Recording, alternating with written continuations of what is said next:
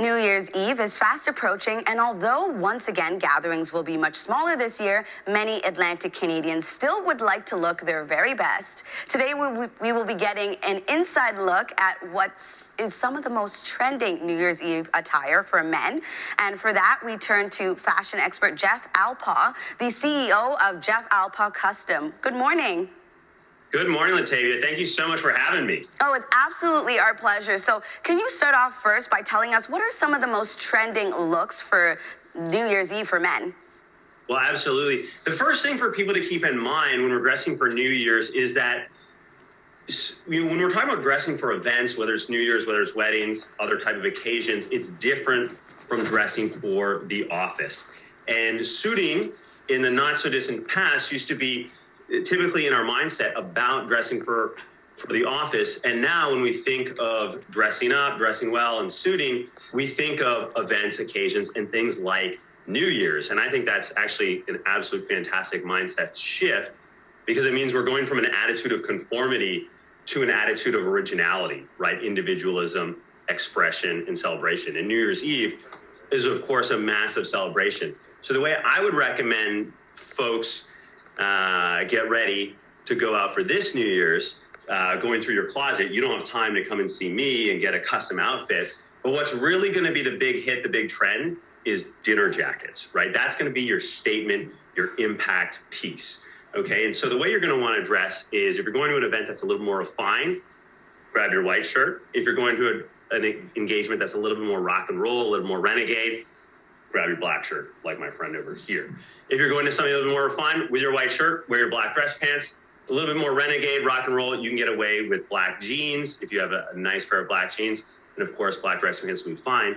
And then you want your jacket to be the piece that does the talking, what we call the foreground piece that's making the impact. Because in our day, just wearing a jacket alone makes an impact. Like when we decide that we're going to wear a jacket, that means that we're connoting that the event, the occasion, the matter that we're dressing up for is important enough to wear a jacket. So just having a jacket is an impact making statement today. And a dinner jacket, right? People are kind of probably asking themselves, well, what is a dinner jacket? And a dinner jacket is a jacket that sets itself apart in three ways. One is the color, right?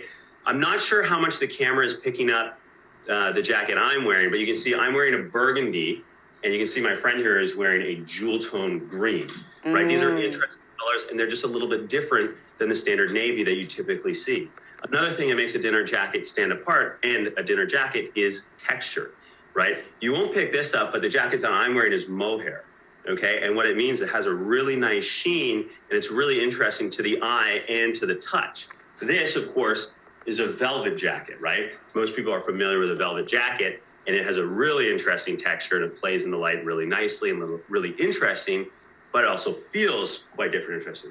And the third thing is exaggerated features. So if you have a jacket, like you can see on my jacket, how my lapel, right? I have a 5-inch lapel there.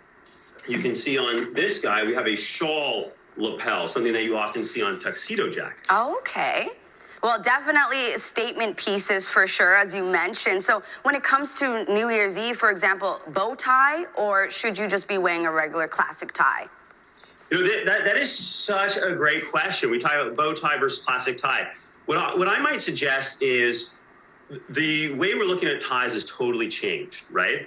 Not that long ago, like when I was a kid growing up, the tie was always worn, and it demarcated what part of the day a gentleman was in, right? So my own father, if he wasn't wearing his tie, it's because he was getting ready in the morning. When he was working, he wore his tie. And at happy hour, he loosened the tie, but the tie was still on. And then when he came home and, you know, we rushed the door and we're like, daddy, daddy, daddy, that's when he took the tie off, and it demarcated that he was home and he was with his family. Now, the person wearing the tie tends to be the person of honor, right? You'll see at weddings, the groom and the groomsmen are wearing ties, and then the other participants are dressed a little bit more like I'm dressed, right? And you see how my collar is essentially my tie, it's my neckwear. Yeah. And you're gonna see this is the big trend going forward, where people are getting their clothes custom made, so they're getting collars that frame their face in a way that's very attractive, but they wear a jacket, they wear a suit, and it doesn't look like they forgot their tie. Right, you can see the shirt I'm wearing. You don't think I forgot my tie. You think, wow, that's a nice high-standing collar that really frames my face. And it's so obviously meant to be worn like this. Do you see that difference? Yes, 100%. And you know what? We thank you so much, Jeff, for sharing all of this amazing information with us and helping our men viewers dress with style.